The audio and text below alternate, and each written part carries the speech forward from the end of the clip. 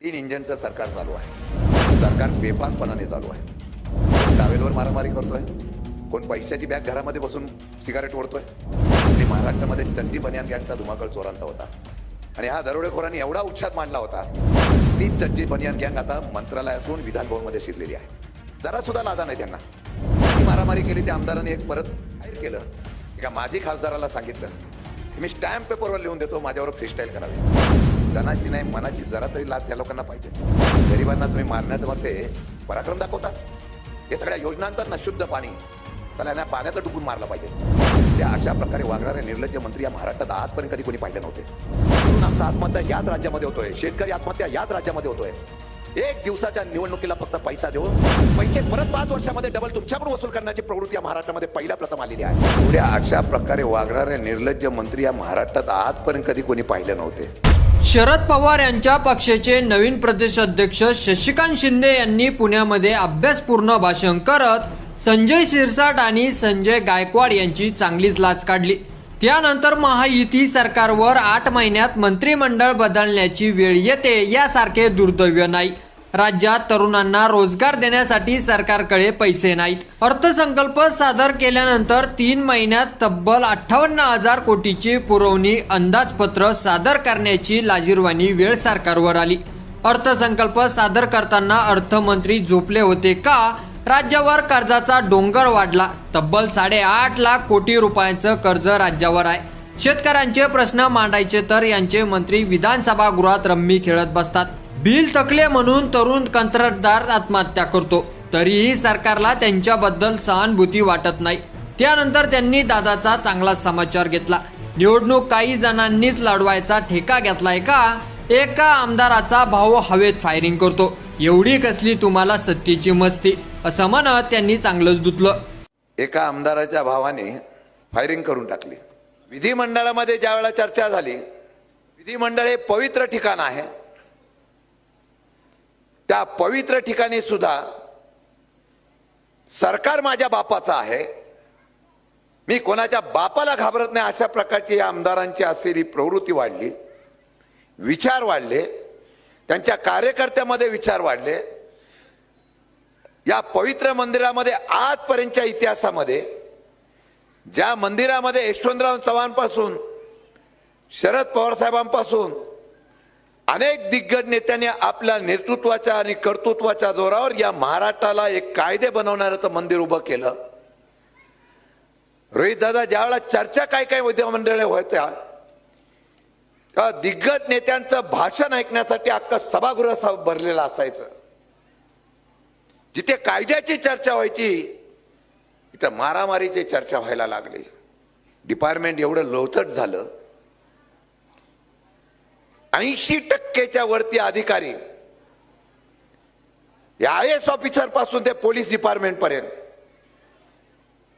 हतबल झाल्यासारखे काम करताय. दुर्दैव आहे महाराष्ट्राचं. अनेक वेळा विचारतात की काँग्रेसने काय केलं, शरद पवार साहेबांनी काय केलं.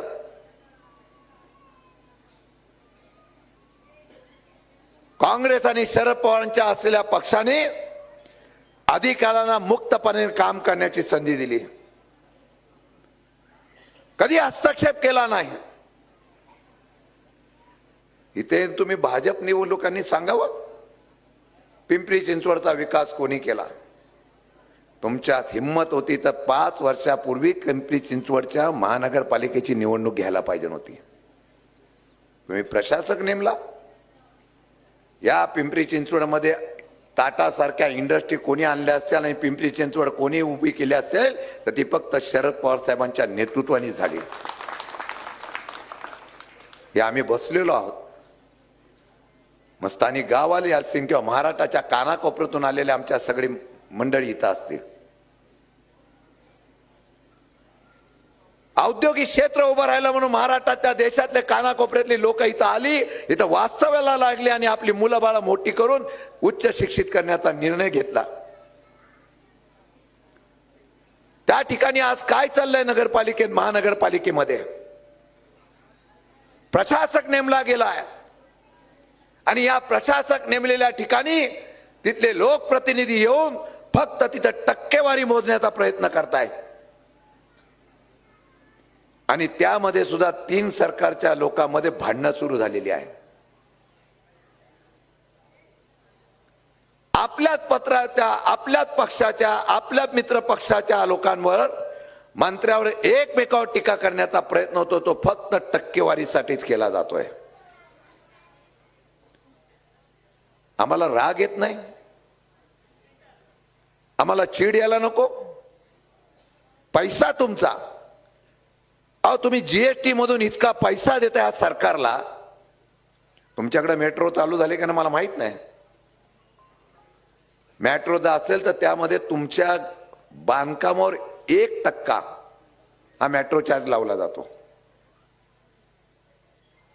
घराच्या किमती तुमच्या पूर्वीच्या होत्या त्याच्या दुपटीने घराच्या किमती वाढल्या, कारण प्रत्येक ह्याला 10 ते 18% जीएसटी लावला जातो. आमच्या लोकांना हे कळत नाही. ह्यांना तुमचा अंदाज आलाय. अंदाज एवढाच आलाय की त्यांना माहिती आहे की निवडणुकीला 2 समाजामध्ये वाद लावायचे, भावनिक करायचं, किंवा महाराष्ट्रामध्ये आजपर्यंत कधी नव्हता अशा प्रकारची आश्वासनाची खैरात द्यायची आणि त्या खैरातीतून त्या असलेल्या योजना द्यायच्या आणि पैसे लोकांच्या खिशामध्ये तेवढ्या पुरते टाकायचे. आमच्या भगिनी बसलेल्या आहेत. 25-30 वर्षामध्ये कधी नवीन दारूच्या दुकानाला परवानगी नव्हती हो. आता 350 दारूच्या दुकानाला परवानगी देणार असं कळतंय. आता तुम्हीच ठरवायचंय. दारूचा महापूर घेऊन आमचं घर उद्ध्वस्त करणाऱ्या या सरकारला याच भगिनीने आता घरी पाठवलं पाहिजे, अशा प्रकारचा निर्णय तुम्हाला सगळ्या निवडणुकीला घ्यावा लागणार आहे.